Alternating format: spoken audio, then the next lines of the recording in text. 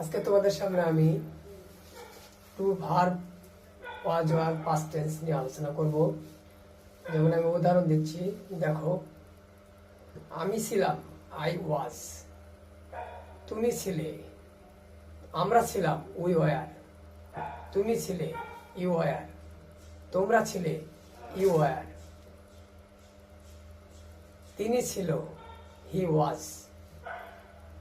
তুমি অনুপস্থিত ছিলে, ইউ আর অ্যাবসেন্ট।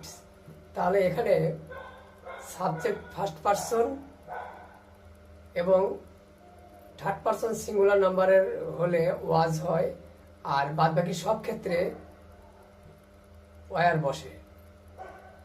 এগুলোকে আমরা টু বি ভার্বের ওয়াজ ওয়ার পাস্ট টেন্স নিয়ে আলোচনা মনে করি।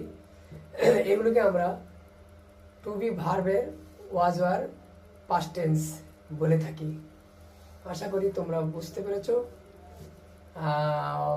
আমি নেক্সট খণ্ডতে আবার অন্য কিছু নিয়ে আলোচনা করব। আজকে আমি এখানে শেষ করছি। তোমরা ভালো থাকো। Thank you very much. By.